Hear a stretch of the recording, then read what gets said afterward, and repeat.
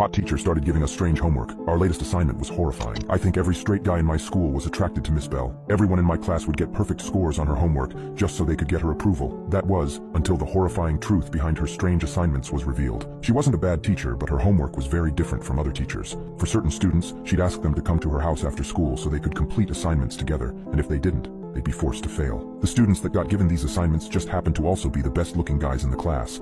Of course, they didn't complain. Teenage guys getting invited to their hot teacher's house. Who would turn that down? They just didn't realize her disgusting true intentions. The same can't be said for the girls in the class.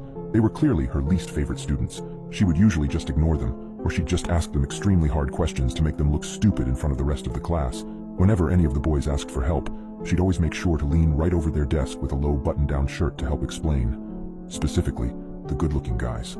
My friend Sean nearly creamed his pants when she leaned down next to him when wearing a low button-down shirt to explain how to properly use an adverb. I mostly ignored this for the most part, until the rumor spread that Miss Bell was sleeping with her favorites. I thought this was bad enough, but the actual truth of what she was doing was so much worse. Most guys were fine with this rumor, but I always thought it was really weird that her students were around 15 or 16 at this point. That's really not okay.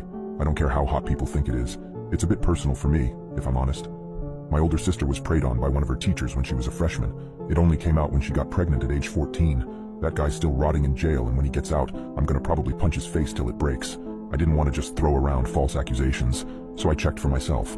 I asked my friend Sean, who happened to be one of her favorite students. We were playing video games, eating mozzarella sticks, and just chatting it up when I decided to bring up Miss Bell. So, what do you think about her? I asked, snatching another mozzarella stick off the pile. Sean's face lit up in a way that made my stomach twist.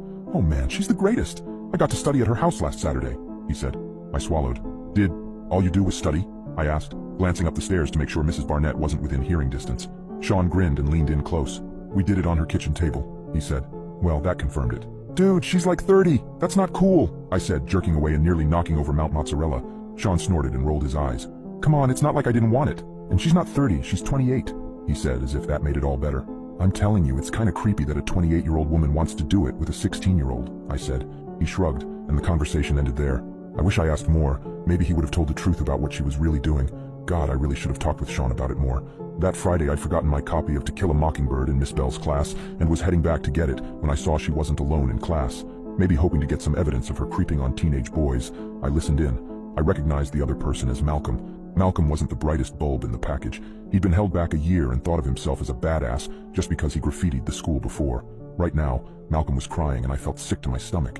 I just don't want to lose you, Tia, he said between choked sobs. Oh, baby. Miss Bell brought Malcolm into a tight hug. You won't lose me. I love you, and you love me. That's why I know you'll do your very best to keep me. Malcolm sniffled and pulled back, but there was this oddly peaceful smile on his face.